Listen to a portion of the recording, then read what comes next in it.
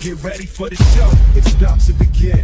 Pro fan talk when we dive right in. Sports talk, hot takes, ain't nothing we lack. We the real fans, nothing holding us back. Mic check, 1, 2, y'all know the drill. We bringing the energy, keep it real. Touchdowns, so liquid air on the slam dunks on the court. Every sport, every game, we holding down the fort. We breaking down the plays, dissecting the stats. Pro fan talk, we keeping it fat. Debating with passion, no filter, no doubt. We the voice of the fans, we scream and we shout.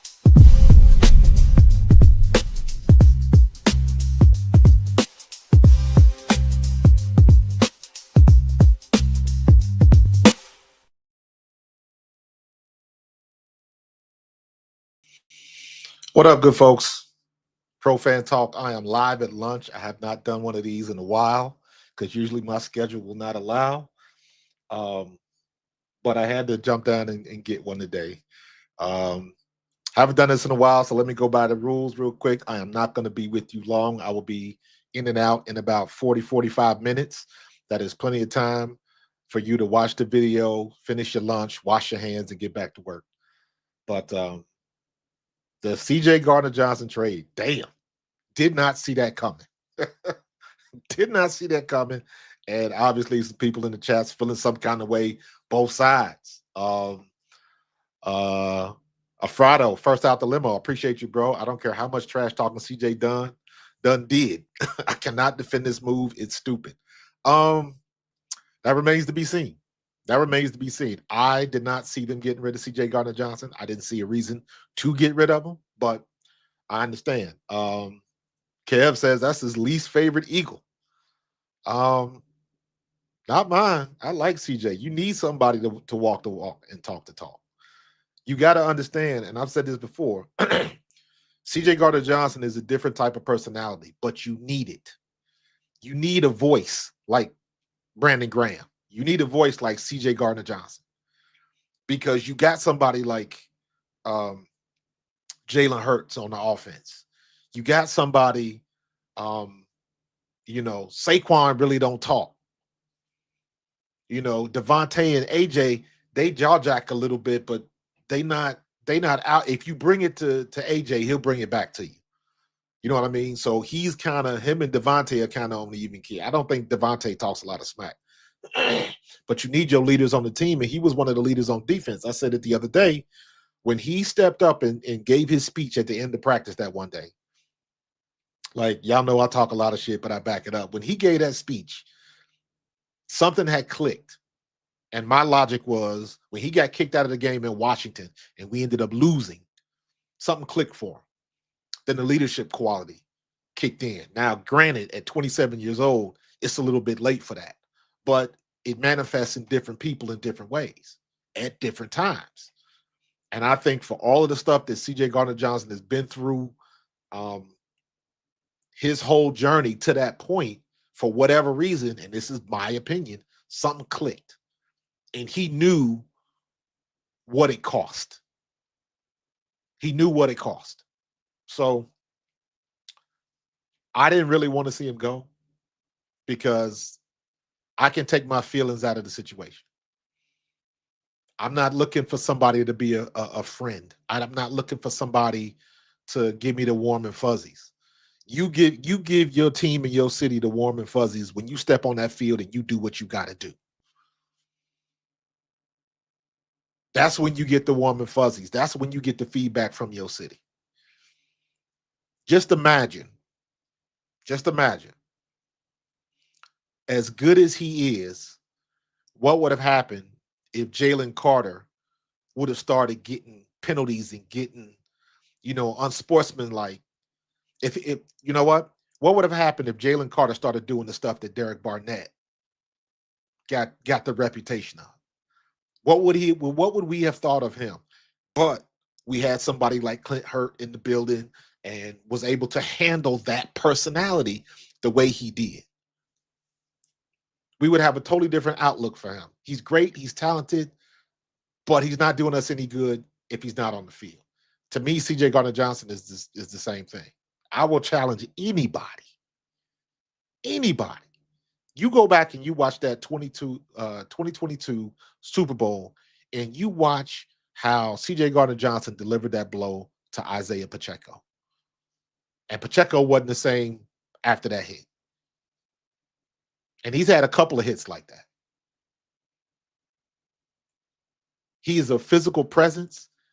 He talks, but he's good at what he does. You can only talk if you can back it up. This would be a totally different conversation if he was talking all of this trash and he was trash. But that is not the case because there are a lot of people who are like that. All they do is this. They talk a game, but they can't walk it. Lift like Tarzan, play like Jane. Whatever saying you want to put in there. Not him. Not that dude.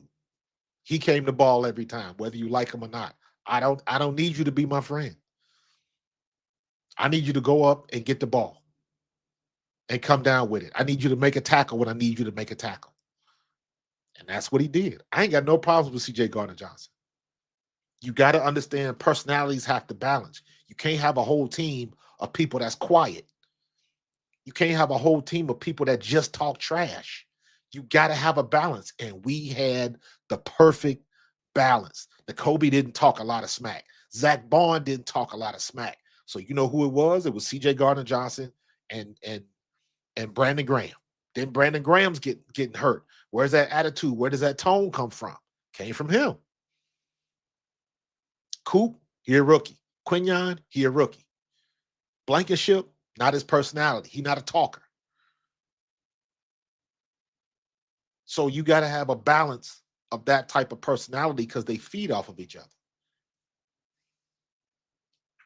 So that shocked me. I didn't want to see him go because he's a baller. Facts over feelings. He's a baller. And let me be honest with you. You look around the league and you look at some of these situations that have happened around the league. You look at what's his name, the kicker from Baltimore. You look at Deshaun and what happened with him, Deshaun Watson, and there's always cases every year. You look just what happened to Xavier. Was it Xavier Worthy? It's always something going on. If it gets proven false or not, you still get that stain on you. And there's a lot of people around the league that have done a lot worse than just talking. But they will be kept on team. So I didn't want to see him go, not him. I think we could have got another year of veteran play, would have been even better. But I guess they're looking at Sidney Brown now. Sidney Brown is they drafted him. Now they got to see if he can play. I'm okay with that. Is he going to be as good as CJ Gardner-Johnson? He's as physical, maybe a little bit faster. But that experience, though, CJ Gardner-Johnson has some EXP points for you.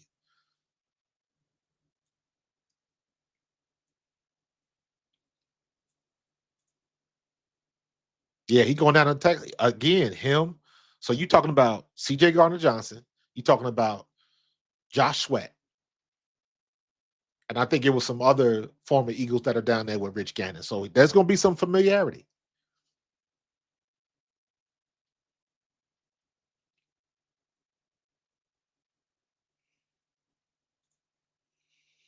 They got to nobody. Nobody thought anything about last season from the Saints and New York Jets.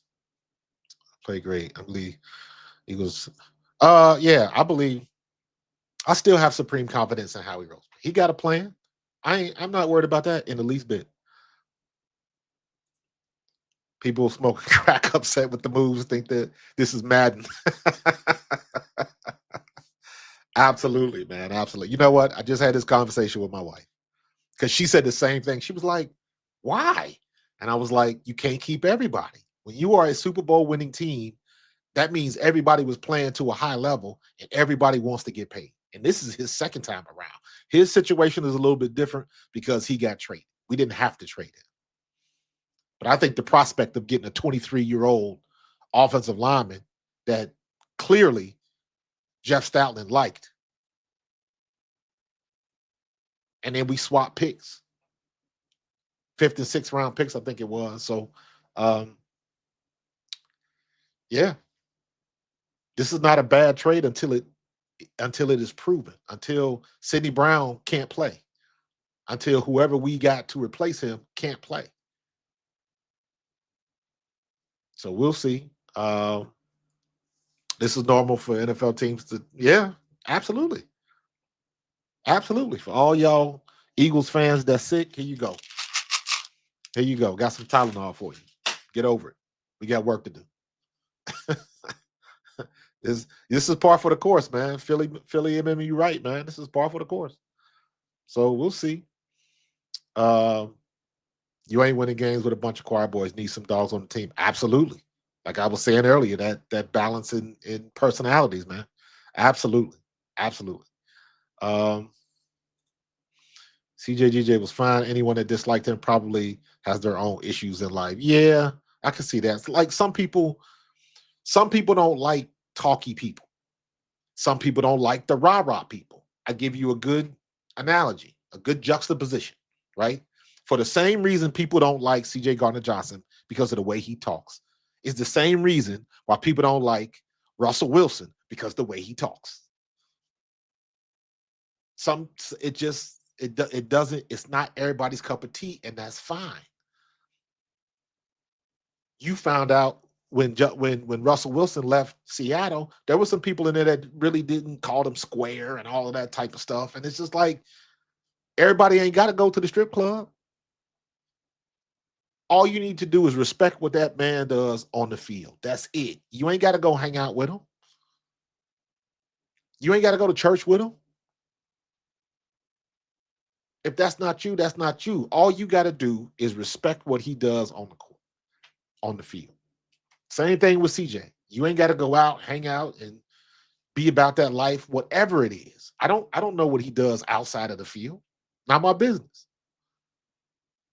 All I need to know is come Sunday. Number one, is he available? Number two, is he hurt? Number three, can he play? I'm 3 for 3 with that. Man showed up every time he could. Busted spleen and all. Y'all remember that, right? When he busted the spleen and came back and played. So, yes, you do need a dog in there. You do need that alpha, that aggressive personality. You have to have it. And he doesn't necessarily have to be the leader. You just have to have it on your side. Because there's a time and a place for it. That hit last year. CJ had a big hit against, from the, yep, I remember that. Heck, was it this year where who'd he hit? And his helmet, he took his helmet off. He didn't get called for it. He made it look like his helmet just came off. He almost got a penalty for it. He got a tackle for a loss. And I think we ended up, it was I believe it was a 4th down. And we ended up getting the ball back.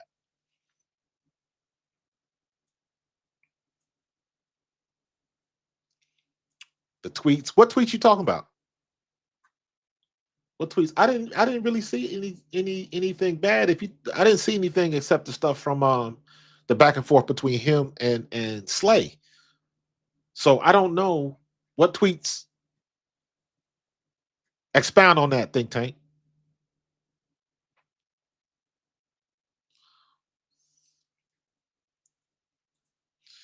One thing when you can back it up, another if you can't. People got sick of Russ Wilson because he. Let me be honest with you. I don't, not necessarily, because I think a lot of people, and this is just my opinion, I think a lot of people piled on Russell Wilson. I think a lot of people didn't like Russell Wilson for one reason or another. And let me be on just transparent with you. I've been in that situation before.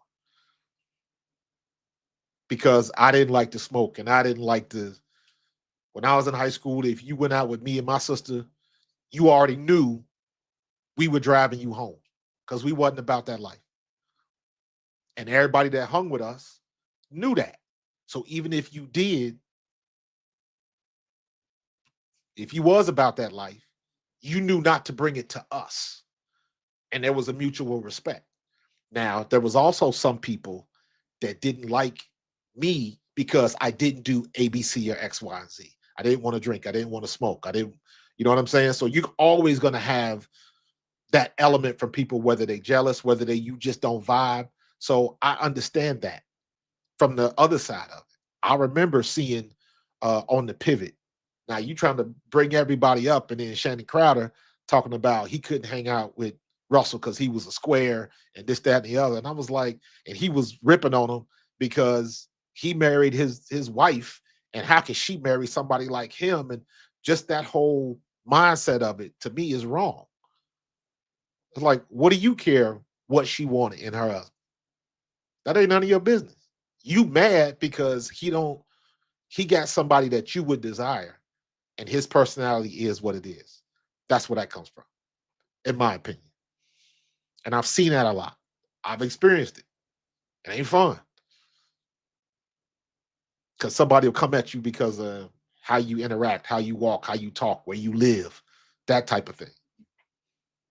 But at the end of the day, you got to win people's respect, because once I stepped on the field, all of that other shit don't matter. Russ was no different. CJ was no different. And at the end of the day, same rules apply. Is he available? Can he play? And he made it happen. Slay started this mess and needs to be held accountable for his podcast tour and talking shit about our QB1. Let me be honest with you. I heard what Slay said. And again, this is where I pull my I used to be a professional player card. If you heard some of the shit that we say to each other in film sessions, what you see and hear on social media is nothing. Nothing. And if Slay and or CJ Gardner-Johnson is that been out of shape because of what somebody said because what somebody said on social media, and you get the opportunity to see each other face to face, or you got each other's phone number, nah, then that's weak on both of their parts. Like I keep saying, we was built different. If somebody in the media had something bad to say about us, we knew we were going to see them in the locker room that week. And on the flip side of that, if a reporter wrote something that he knew was inflammatory, that was wrong, or was going to make somebody mad, he still had to come in that locker room and do his job. So he had to have the guts to look you face to face and say, yeah, I wrote it. I got to put my name on it, and I got to stand on it. Don't nobody do that these days. You got burner accounts and burner phone numbers and all of that type of stuff. Everybody trying to hide it. Say what you got to say and stand on it. But you can't do that these days because everybody will kill you in social media because they don't believe in all of this type of stuff. The whole communication aspect of it is broken down because it's just horrible at this point in time. How can you cannot agree with me and not call me names at the same time? You don't have to agree with me, but you ain't got to be disrespectful about it.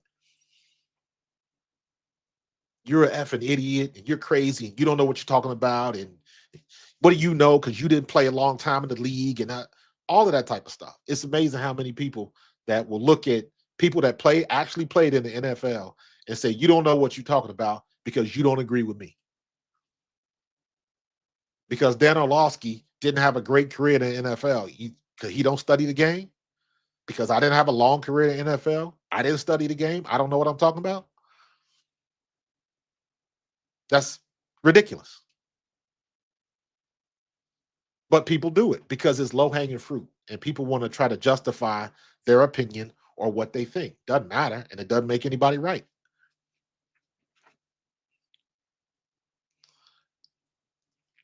What you see, maybe the beer hit Howie. Maybe the beer hit Howie's head too hard. That's funny. I do not understand this trade at all unless the cap is way tighter than it looks. I guess the off-field stuff was too much. Just weird. We don't have good depth at safety. You can get depth at safety. But let me ask you this. Who has good depth at safety? What is depth? If depth is just another player, that's the backup, you can get depth very easy. What you mean to say is whoever's behind him, if Sidney Brown comes in, that's a good backup. But eventually they drafted Sidney Brown, so you got to see if you're going to get your money's worth. And we traded a 27-year-old safety for a 23-year-old offensive lineman. You win the game in the trenches. So from that standpoint of it, and if this dude turns out to be a great offensive lineman in a year or two, ain't nobody thinking about CJ Gardner-Johnson. Right now, it's a fresh cut. Right now, it's a fresh cut. It's like stubbing your toe on the corner of the bed. You ain't even got to hit it very hard, but it hurts like hell when you do it. Eventually, it'll ease up. So right now, we just dealing with the cut, and everybody's, you know, that meme on Family Guy when Peter always hurts his knee.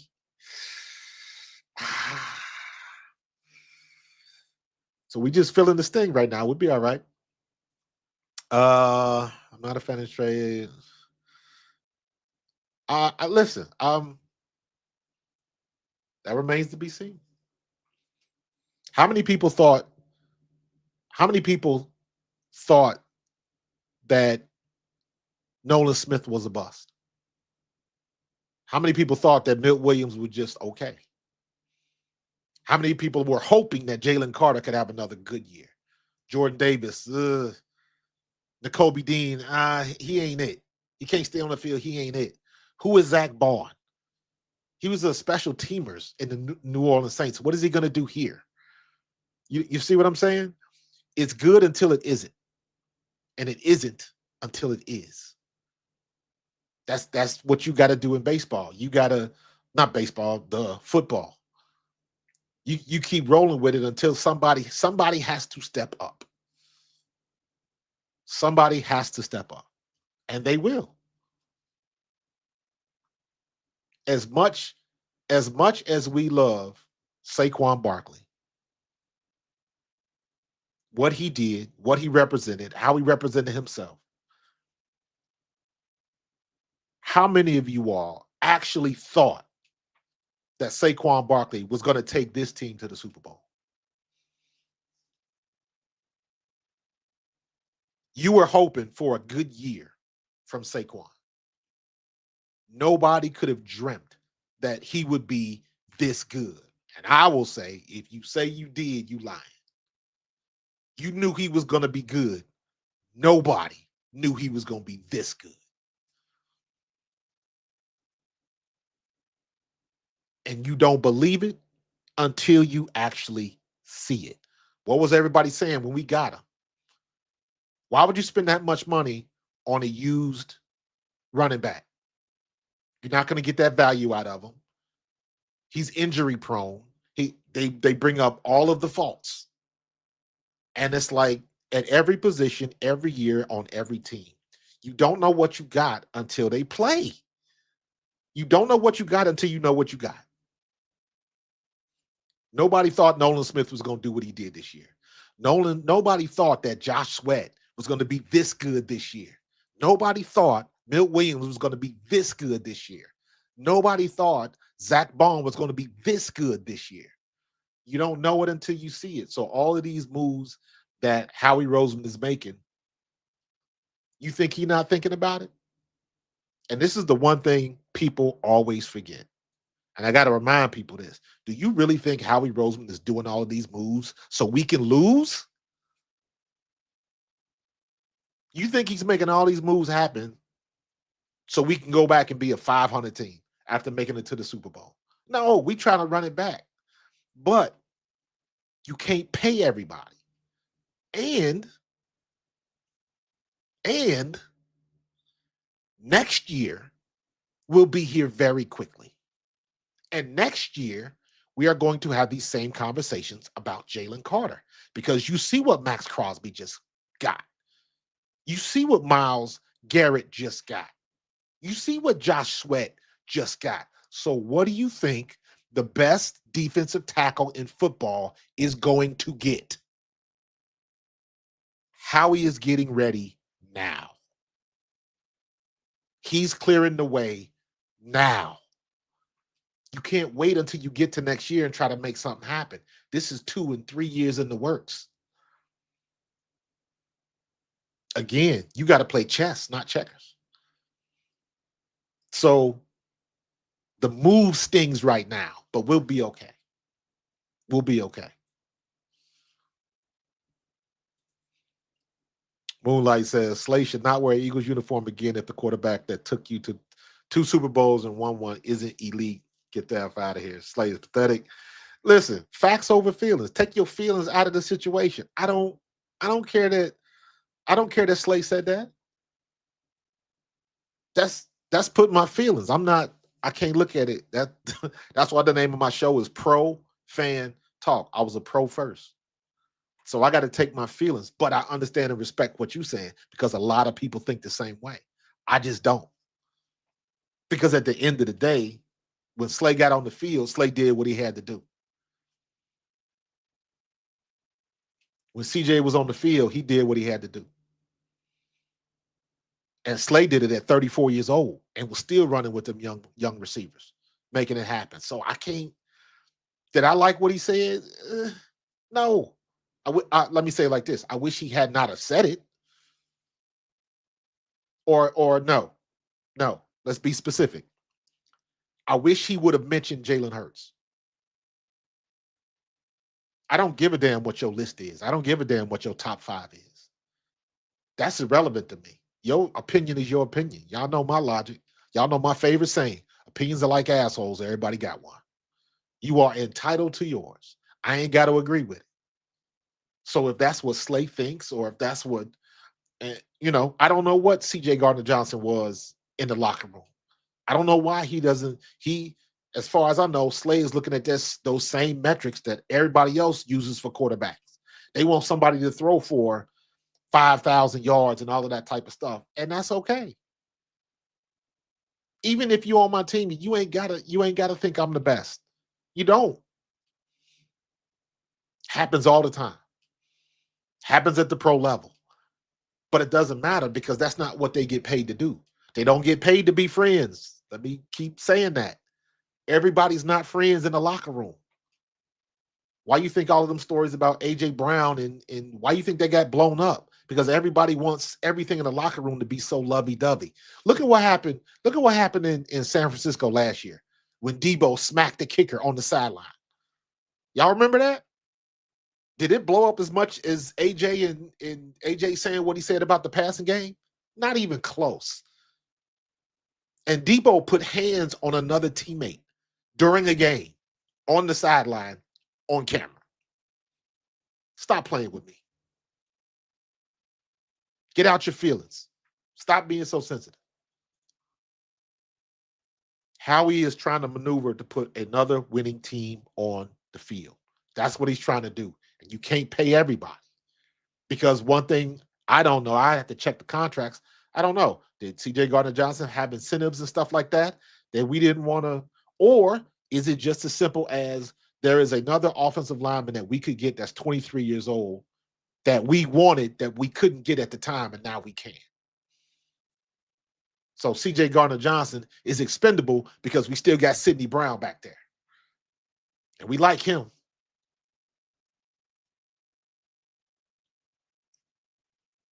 It's a lot to it, man. There's levels to this. There's levels to it.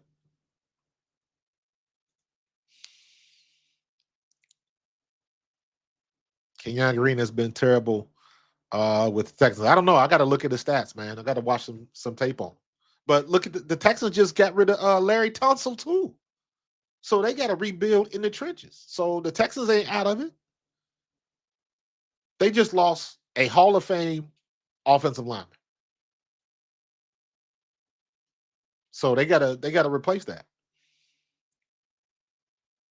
So, and I'll say it again, everybody that Stoutland has had to deal with, he has made them better.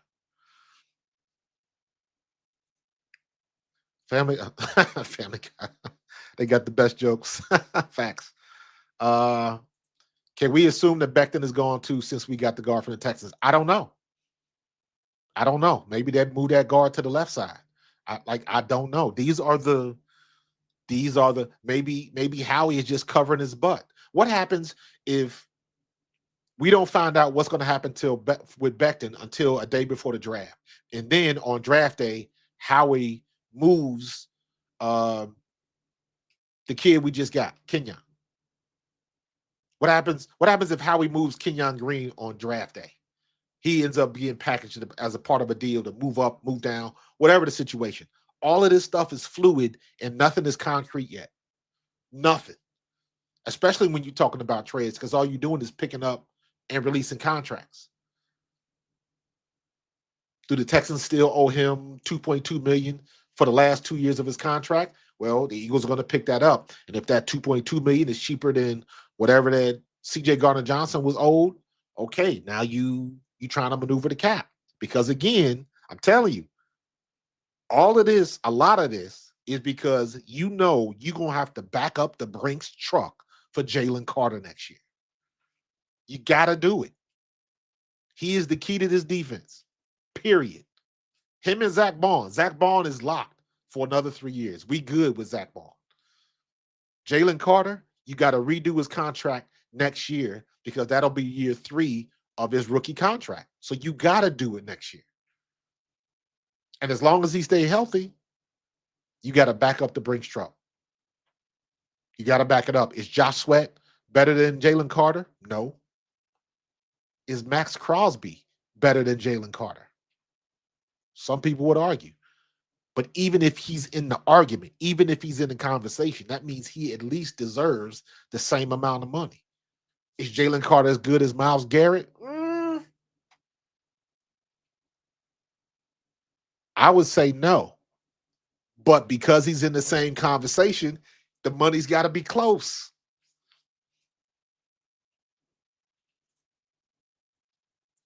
Howie's getting ready for next year, for the next 2 seasons coming up.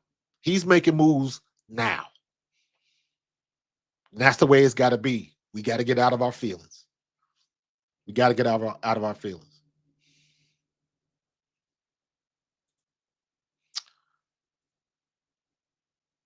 Any chance he's sabotaging this to move on? No. No, absolutely not. Now that's something that would shock me. I would be very surprised if Howie Roseman is a GM in any other organization. Because he's had the opportunity to go other places. Yeah, he meant what he said when he said it's going to look different. He wasn't bullshitting.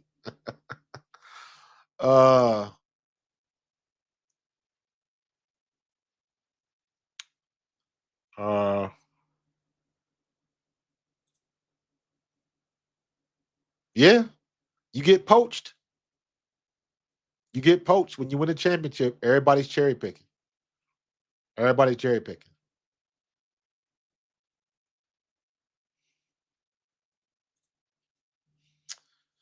Pete for the starting job or as a reserve, not a glowing review coming from the Texans. I don't know.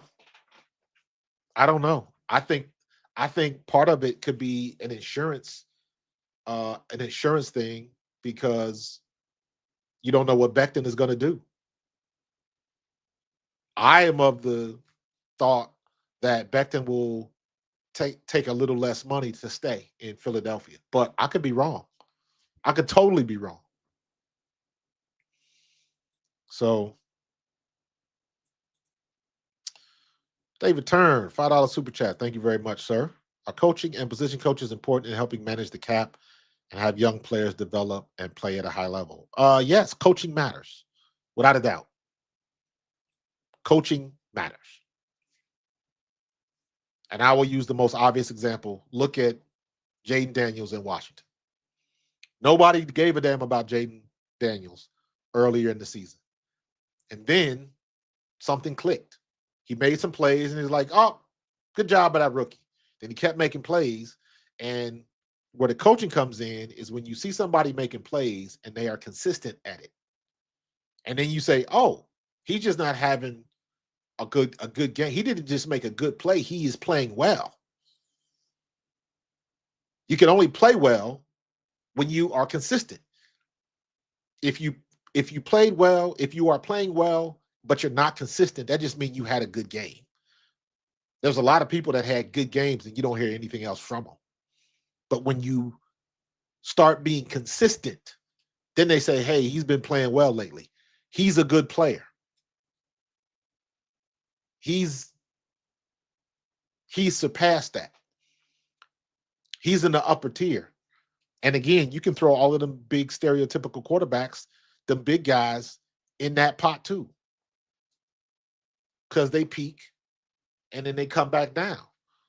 Quarterbacks' peaks tend to be a little bit longer because they don't take any hits like they used to.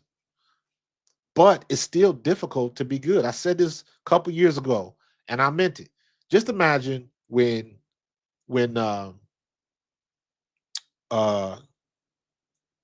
Trevor Lawrence came out. Trevor Lawrence and Jalen Hurts. Just imagine if Trevor Lawrence would have had Jalen Hurts' stats. Trevor Lawrence would have been an A#1 everything. He'd have been trending up and all of that stuff. The flip side of that is, and people forget about this, look at Josh Allen. Josh Allen just signed a $300 million contract. And what people don't realize, because if you're not in Buffalo, you won't know this, but if you do your homework, you'll find out. His first 2 years in Buffalo, they wanted to get rid of him. He was not good. But they let him develop. They let him develop.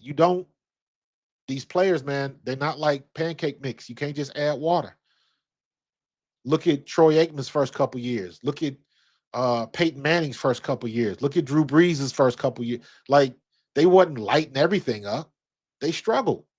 But they took their lumps, and they were better for it.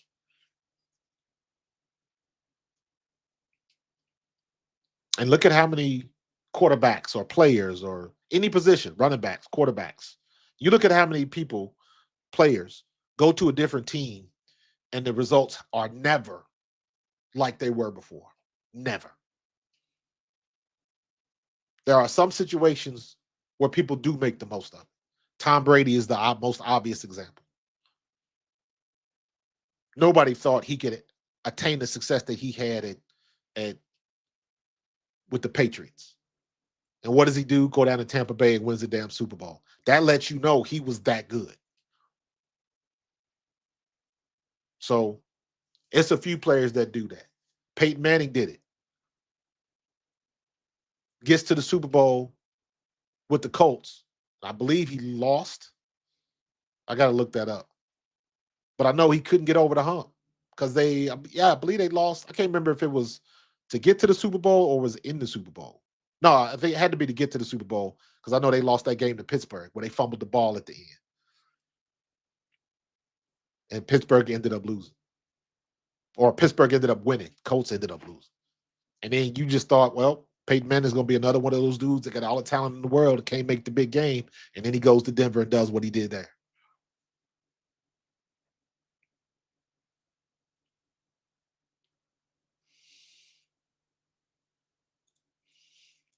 If Howie didn't leave after Chip Kelly, yeah. Yeah. It's so funny how people forget about that because they don't think about it. That is so far out of memory that it's like people really forget about that. He went through, if he was going to leave, that would have been the perfect time to leave, but he didn't. So why would he leave now when he's on the high and he's responsible for the 2 Super Bowls that we have? Why would you want to go somewhere and start over? Is his ego that big? Now, some people do that, but usually GMs and stuff like that, they leave because the situation isn't right around them and they want to go try it somewhere else. He got everything he needs. He got an owner that trusts him. He got a good staff. He got 2 Super Bowl trophies. Why would he want to leave? Why would you want to, hey, let me go somewhere else and see if I can duplicate this success in a totally different city with a different quarterback, players I don't know, staff I don't know? Why would anybody want to do that? Some people do it. But why would somebody willingly want to go somewhere else and start from square one?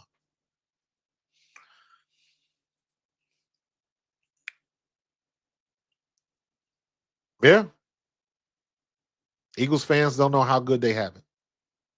You can take the Cowboys with the Giants or the Cleveland Browns. Yeah. Yeah. And I say this in jest, but I this is a true fact. When I was little, I remember when I was little, born and raised in Cincinnati, then we moved to Cleveland. Then we stayed in Cleveland for like 8 months. born and raised in Cincinnati, moved to Cleveland, moved to St. Louis, Missouri, then moved back to Cincinnati. But when we were in St. Louis, this was when I was, grade school era, 4th grade and up. I had a Brian Sipe poster on my wall, a Cleveland Browns Brian Sipe poster. And they, when you got a good GM, when you got a team and ownership, and when everything is working, man, it is very difficult to do. Jerry Jones down in Dallas, he gave that. If you haven't seen his little scene on Landman, check it out. It was phenomenal. I ain't gonna lie. It was phenomenal. You can look it up on YouTube. You ain't gotta have the show. Look up Jerry Jones on Landman. And that scene with what's his name? Ham in the he was in a hospital for some reason. And Jerry Jones shows up and just starts talking to him about doing all the moves he did with the Cowboys and all these oil wells just so he could find time to work close to his kids. And my thing was, well, you talking about working with your kids, but you don't let your kids work. You always got your hands in the mix. Because without a shadow of a doubt, Stephen Jones would not do some of these dumbass things that Jerry Jones does. He wouldn't. I wholeheartedly believe. Now, they might do something similar, but I would tend to believe, because I remember when Jerry Jones bought the team, Stephen Jones had to be in his late 20s, early 30s. Stephen Jones is like 60-something now. And he still ain't been able to run the team like he sees fit. And he's not. But he would have went in a different direction at some points in the past. And I'm saying that because we have a situation where we have a owner and a GM who are in lockstep. Jeffrey Lurie steps in when Jeffrey Lurie needs to step in. But it is a beautiful thing when the people that work for you, you can say, he got it. This is what I brought you here to do. I'm going to let you do it. You got it. If the results ain't right, we're going to talk about why they're not right. But in the meantime, handle the business.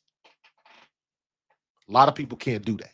A lot of people, they want to delegate, and then they want to look over your shoulder and do this. Why you doing that? Why you doing that? Well, wait, you did. Well, let's hold on. This is what you brought me here to do. I'm the expert at this. Yes, you might have the money, but you hired me to do a job. Let me do that job. That's a creative's bane. Creative and corporate do not mix. Let me tell you that as a graphic designer. Creative and corporate do not mix. You can come up with the dopest, livest, most beautiful piece of art that you've ever created in your life. And you show it, this is a brand, this is a ad, this is a logo, this is whatever it is. And you show it to the corporates and they'll be like, I don't like it, I want to do this. And they want to do the thing that looks trash.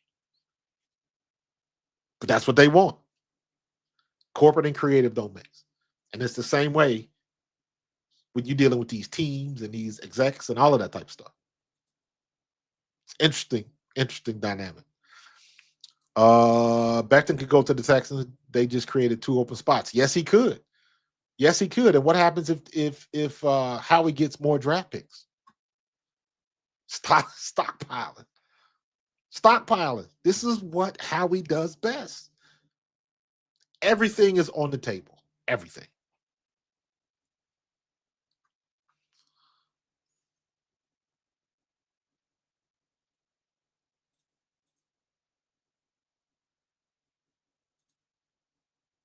Uh-oh. Oh, there we go. People are crazy. The GM makes one move. Eagles fans don't like it. Y'all must not have saw my hold on. I gotta show y'all this. So So this was my post a couple minutes ago. This is Eagles fans. That's the scene from Poltergeist. Some of y'all might not have seen that. The girl comes home, the house is going nuts. She's like, "What's happening?" That's what Eagles fans are doing right now. That's what they're doing right now. So, yeah, man, it's. Let me read this real quick. Thank you, Philly. You've been more than the city to me. You've been a home. From the moment I stepped into Lincoln Financial, I knew I found a place where passion isn't just celebrated; it's demanded. And I gave everything, every snap, every hit, every ounce of my bones. Decision wasn't mine, but I walk away proud of what we built together, becoming a two-time NFC champion and a Super Bowl champion. The forced fumbles and the game-sealing interceptions; those moments belong to us.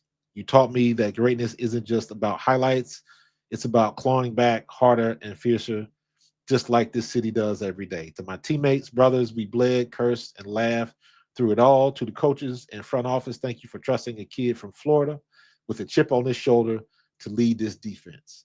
And to the Philly faithful, you're unmatched. You embraced my edge and fire for this game, even when I got too hot. Philly, you helped me carve my name into this league, but this isn't goodbye. It's thank you. Forever number 8 in your corner, CJ GJ. That's what I'm talking about, man. Facts over feelings. Facts over feelings. So somebody else saying Kenyon Green is horrible. All right. Let's see what Kenyon Green can do once Stoutland gets a hold of him, because everybody said Mekhi Becton was horrible too. Just thought I'd let you know. They pro fan talk. CJ Gardner-Johnson was going to get traded. Remember who he was pissing off, Jason? So that's some pull in the Eagles and that Travis as well. Nah. I mean, I don't know if I'm buying that. I don't know if I'm buying that. The only thing pissed me off with Howie post Chip Kelly was drafting Jalen Reagor. Jefferson was available. Yes, Howie will admit that was his biggest mistake. That was his biggest mistake.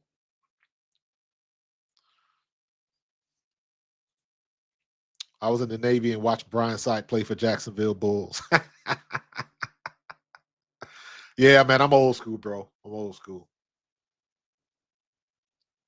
So, Lurie is a rare owner, allows the GM to actually GM, not matter. Listen, here's a perfect example. Look at what happened in Tennessee when Vrabel lost AJ Brown. Look at how that went down. Look at his reaction when that happened.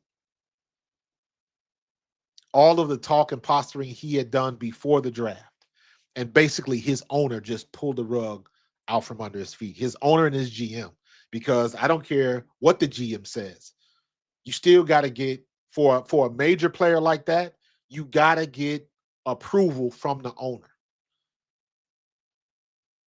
You got to get approval.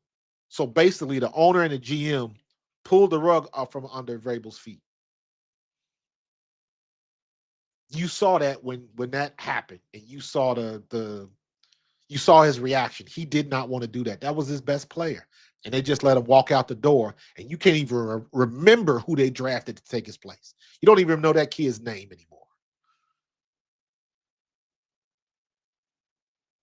So just remember that.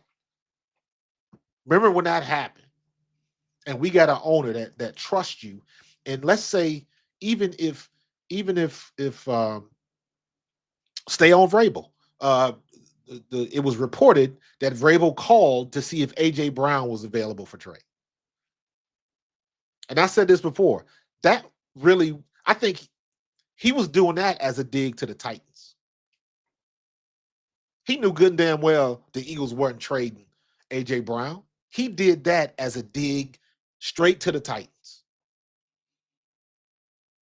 because they traded away his best player, and then you mad we can't win games.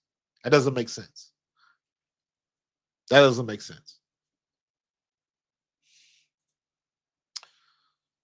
He could dive the locker room on who you roll with, Jason and his boys or CJ boys. Um, you talking about Jason Kelsey? I don't. It doesn't roll like that, man. And just because, and I said it before, it's a whole different ball game if you're dealing with somebody and they can't play. It's another thing when you bring somebody in there and they can ball. They balling out. And CJ Gardner-Johnson was balling out. So facts over feelings. And again, people in the locker room fight all the time. It is not uncommon. Argue in the film room all the time. Y'all just not privy to it. Happens every week on every team.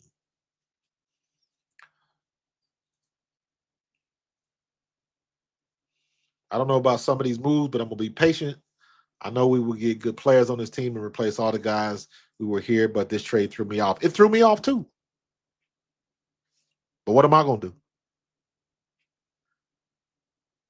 I've trusted Howie this long, and I'm gonna continue to trust him. I ain't gotta like what he did, but in the back of my head, again, I know he ain't doing this to lose. I know he, especially after what we went through in 23. I know we ain't trying to do this to put together some bullshit team. The prize is still a prize. That'll never change. So make the move. We'll find out later down the line if it was the right one. And if it wasn't, hopefully, by the time we get to that part and figure it out, somebody else will be in the wings that'll pick up the slack that we may have lost. That's the way it works.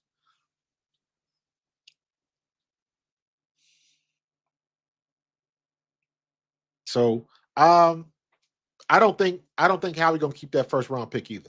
I think he gonna get rid of that. I think he gonna trade out of 32. I'm trying to see if there's anybody. If there's are they gonna draft a tight end at 32? Because Dallas Goddard, he might be out the door too. Forever Royal says, as a Texans fans, you don't want Kenyon Green protecting your franchise quarterback. This trade is a head scratcher, but I genuinely appreciate whoever y'all GM is. Yeah, listen, I'm gonna have to watch some tape on him. I'm gonna have to watch some tape on him, and I'm telling you, the equalizer is everyone that Jeff Stoutland touches gets better. Everyone. They said the same stuff with Mekhi Becton. Mekhi Becton was labeled a bust in New York. He was there. I think he was the first pick for the Jets, 11th pick in whatever year that draft was. He was their first pick. And they did not like him in New York. And what does he do? He comes here, moves position, and plays at a Pro Bowl level. What do you want? Jeff Stoutland is the key. So I will take my chances with Kenyon Green and Jeff Stoutland.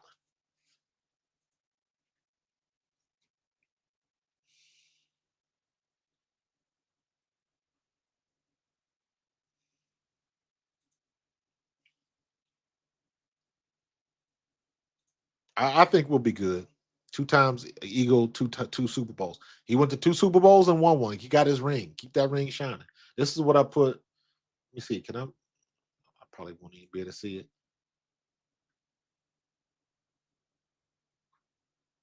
Nah. I put there. That's what it is.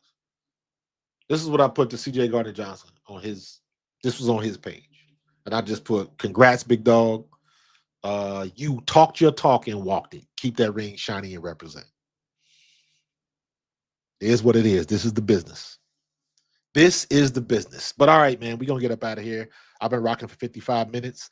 Lunch break is almost up. You got just enough time to wash your hands, clock back in, and get back to it, man. You know how we do. But I appreciate I might have to do this again, man. This is fun. This is a fun, like, little quick hit, but sometimes my schedule don't let me do that. But the next time I can, because I like kind of going early in the afternoon, and we get some good conversations going, man. So I'm gonna get up out of here. I got to get back to work.